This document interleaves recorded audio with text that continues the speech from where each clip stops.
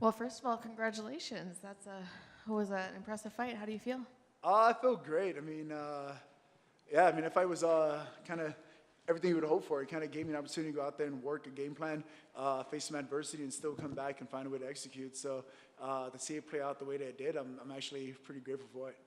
Is that the way you kind of pictured it going, or did you think you could get in and out of there quicker? Um, to be honest, I wanted to try to get his submission TKO win earlier in the fight, but shout out to D-Rod. He did a good job of adjusting from the first round to the second round, and definitely started using his jab very well.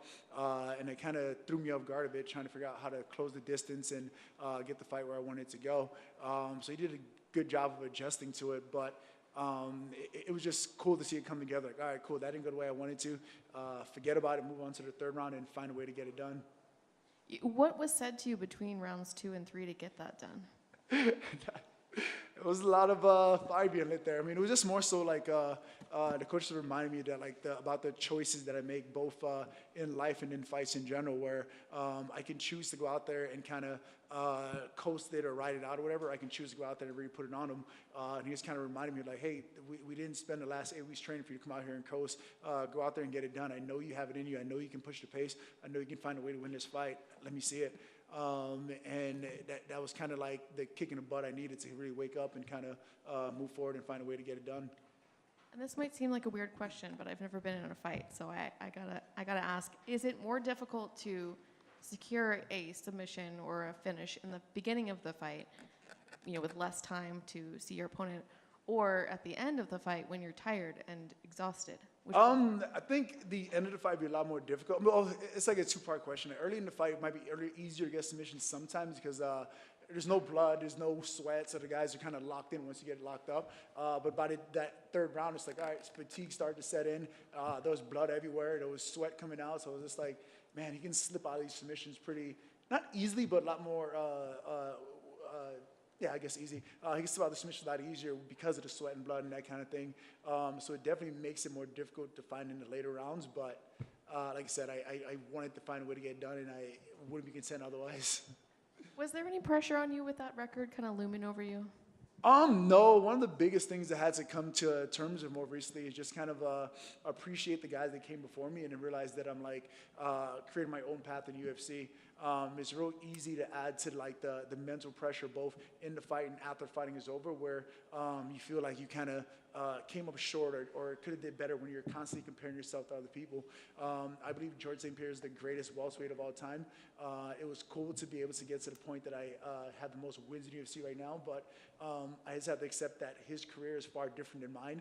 And I can't look at George St. Pierre's career and what he's done in this sport and feel like I fell short or I didn't accomplish enough or anything like that, because that's just added mental pressure that I just don't need. I mean, you listen to guys like Uriah Hall, where he stepped away from mixed martial arts, and he talks about the mental issues he's faced, like being in this dark space or whatever. It's like, man, I spent the last 15 years being a fighter, and now I'm just like a regular dude going to work or going to the gym. Like, this is a lot of pressure.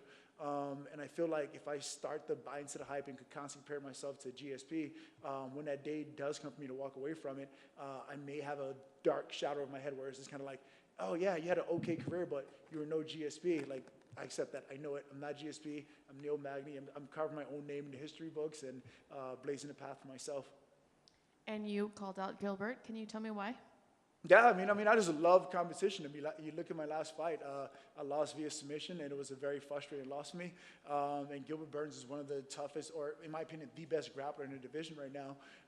So for me to go out there and test myself against another great grappler just shows like, all right, am I going to chalk up my last fight is just like, all right, it's a loss, you learn from it and move on, or am I just to say, oh, it's a bad night in the office and have an excuse? I feel like I did a lot of growing in that fight against Shavkat, and I feel like challenging myself against a good grappler like Gilbert Burns is going to go out there and show it.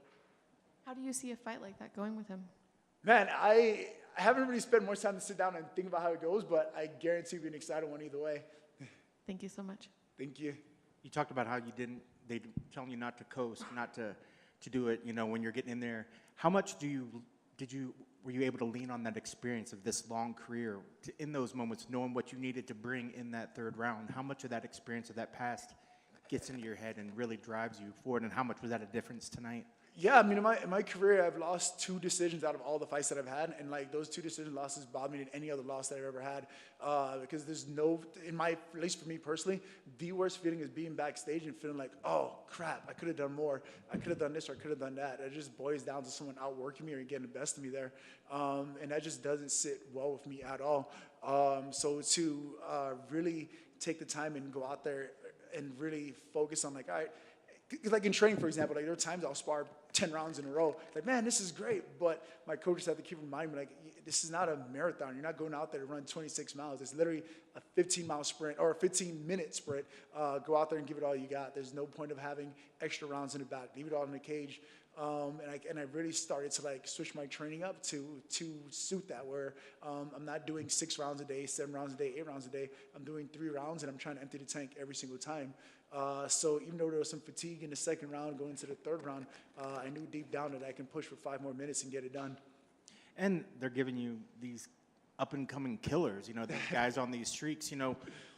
How did he play out as tough as you thought he would be coming in there? I mean, he was coming in there, I think, on what, 4-fight win streak, 5-fight win streak, something like that.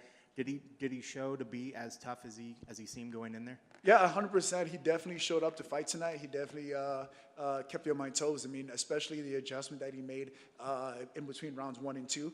It was great. It just shows his skill set as well. I mean, at the end of the first round, I was like, oh, I got this. I got his back. I took him down.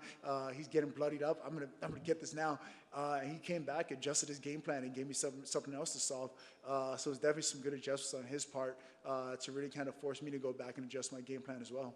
And then, like you said, you know, you had that last loss, and then you really invigorated, you know, when you went back to your training, you took so many lessons. So when you go in there and have a gritty fight like this and are able to pull off a nice win like that, how easily does that make you forget that last fight and kind of reinvigorate you going forward? Yeah, literally, once I got the call, like, I had another fight, I already forgot about the last one. Like, all right, cool, we're locked in, we got a next one. What does it look like? Literally sat with my coaches, watched some film, put a game plan together. I spent all my time and energy focusing on what that game plan would look like and envisioning what the fight would look like. So for me, it was just great to see it all play out the way that it did. I couldn't ask for a better night with how it came out. And now, you know, you're sitting as like the wins leader now. I mean, like, but in your mind, the end is nowhere near for you, right? Do you still feel like you're gaining skills, you're gaining strength, and that your career still has a long way to go from here? Yeah, 100%. I mean, I was having this conversation with DC earlier this week. Like, yeah, it's great to be the all-time winner or whatever else. But at the end of the day, I want the stamp on my career. I want to be labeled a champion for the rest of my life. And that's not something that someone's going to give me. I have to go out there and get it. So, like, I do appreciate the win against the win against Dan Rodriguez tonight. I do appreciate tying or holding the record for the most wins in welterweight division now, but that's not the end goal for me, at least not now. Like maybe 5 years from now, 10 years from now, I'm like, I look back like, all right, that was good enough. But right now, I still want to be called champion, UFC welterweight champion, and I definitely feel like I can get it done. Well, if you keep fighting like this, I look forward to asking you questions 10 years from now in another post-fight interview. Awesome. Congrats on the victory. Thank you so much. I appreciate it. Neil, congrats on the big win. People, like, you know, trying to crunch the numbers, whatever, we look at it as like, okay, he's going to wrestle him, pin him, you know, just give that approach. Your game has evolved, and you also keep that standing. Was it kind of like also to prove a point, like, look, I've been in the game 10 plus, I'm well-rounded, don't assume what I'm going to do against D-Rod. Yeah, I mean, and that's the thing that I have to make the adjustment for it. I mean, like, even though I took the gatekeeper comment from D-Rod personal, it was nothing against him. I mean, if I go out there and I fall short when it matters most and I end up being a gatekeeper, it's not because of him, it's because of my actions.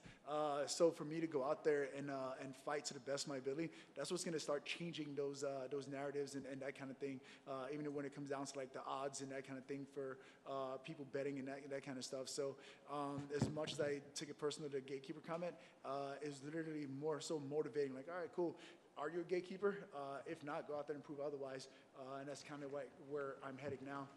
For sure, man. And just to be clear, or for the record, there was a pick'em line right there. You guys were 50-50, so the sports books put respect on your name, and there was no favorite on that one. It was just, 50-50. Oh, wow. With this Gilbert fight, which would match up fantastic, like you want all the smoke in Brazil, forget gatekeeper. You want to be a contender. Like clearly this is going to be that path to get you right there for the belt, obviously. For sure, 100%. He's the rankest guy, the highest ranked guy right now that I say I can fight in the near future, and he's the biggest challenge for me right now. So I definitely want to go out there and test myself against a guy like Gilbert Burns. I mean, just kind of like the step in the right direction, so to speak. And I know I can go out there and pass that test. So for me, it's all about like getting it set up and moving forward from there. Thank you, sir. And last for me, it was a tremendous fight, fantastic co-main event. You saw D-Rod breathing heavy. I mean, even us on the sides could see his mouth wide open. And, you know, like that's where you make those mental mistakes. As soon as he shot in on you, as best as he could, you almost kind of had that Verdun, Cain Velasquez match, like that smile Fabricio had, like, I got this. Walk me through that finish and how you knew to switch it up, though, from Anaconda, Dars, all that. I mean, it really boils down to training. I mean, like I said, I've really focused this last few weeks of my training camp to really kind of dial in and focus in on what is my coaches want for me. It was like I was spending so much time doing specific drills, specific things or whatever, and to go out there and have the fight play out the way it did, it just looked like sparring all over again. Like it was literally like, all right, look out for this, look out for that. That's why the jab threw me off in the second round. I was like, oh, wait, he's doing a good job of countering it. Like, you're not supposed to do that. Like, this is how it worked out in training. But I was able to, like, trust my coach and even in the work that we put in and kind of adjust to the adjustments he made and ultimately come out with the victory anyway. Excellent. Congrats on the win, and good luck getting that Gilbert fight. That should be off the hook. Awesome. Thank you so much. Cool. I appreciate it. Good night, guys. Hi, man.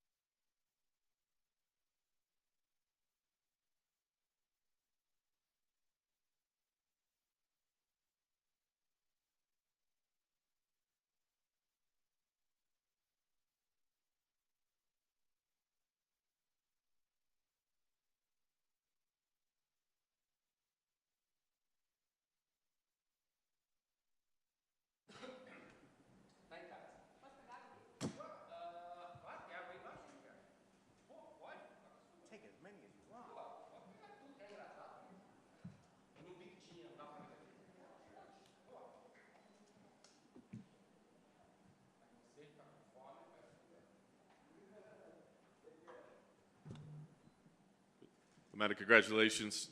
Obviously, a very impressive victory for you tonight, a big win in your career. What's the emotions like for you after that win? Parabéns, Amanda. Obviamente, uma vitória impressionante na tua carreira. É uma grande vitória hoje à noite. Impressões gerais do que aconteceu hoje? Impressões gerais do que aconteceu hoje. Como é que está se sentindo? Estou me sentindo super bem. A estratégia foi montada e a gente conseguiu, no terceiro round ali, conectar o golpe, que a gente treinou muito. E a gente sabia que ela usava muito a mão de trás e a gente treinou muito esse golpe de encontro. E somente no terceiro round saiu e a gente conseguiu nocautear. I'm feeling very well. I'm happy with we had a strategy in place all along. We knew that you saw that in the third round. We knew that she really liked to set up that backhand, and our strategy was what you saw in the third round. We were able to meet her when she started to, wind up for the punch. So that's what you saw in the third round. Our strategy being put in place. Coming into this week, you had like the travel delays and all the issues going on. I mean, how distracting was that, or difficult was it for you to maintain focus on this fight with kind of the other stuff that was going on? Essa semana, a gente sabe que teve uns contratempos, já teve os atrasos para chegar aqui.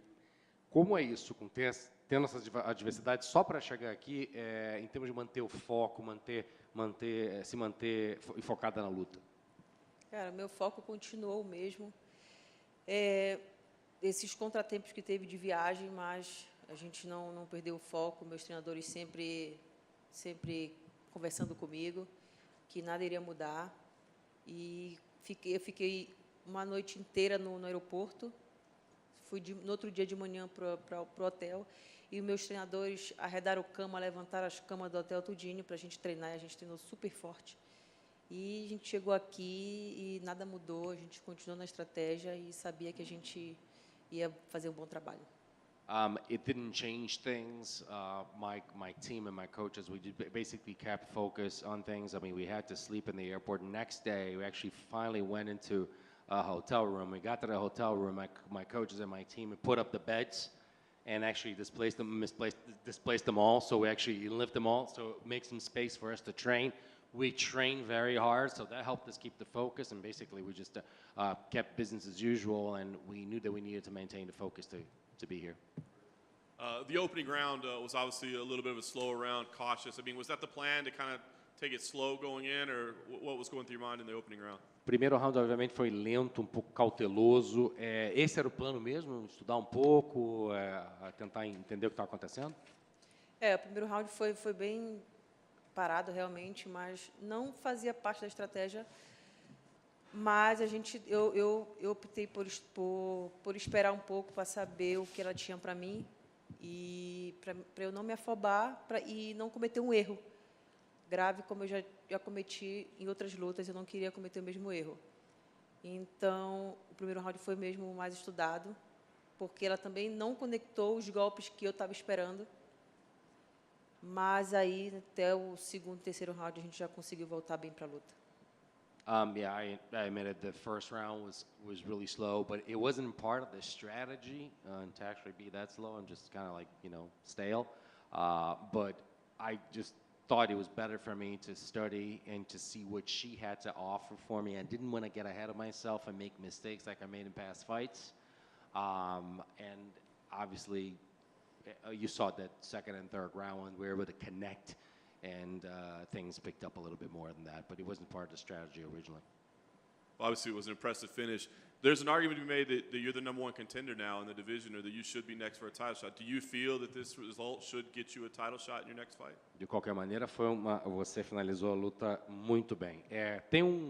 Nesse momento existe uma discussão que você seria, sim, a próxima na fila, a contender número 1 da divisão para luta no título. Ou seja, é assim que você vê as duas lutas pelo título e você é a próxima? Com certeza. Eu estou pronta para lutar. Eu vou voltar para casa agora, descansar uma semana e na próxima semana já volto para a academia para treinar e esperar minha oportunidade. I mean, surely, yeah. I should be the next one to line up.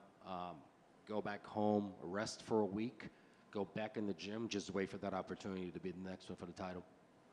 Last thing for me, I guess, will you maybe try to go to New York and be cage side for that fight? I know Marina had said that was her plans if she won. And who do you think is going to win the fight next week? Minha última pergunta, você vai tentar ir para Nova York para estar do lado do octógono lá enquanto a luta está acontecendo, só nem que seja para assistir, que é isso que a Marina falou que faria numa situação se ela tivesse ganho. E quem que você acha que vai ganhar a luta? Eu vou voltar para o Brasil. Eu não vou conseguir ir para Nova York. Queria muito, mas não vou conseguir.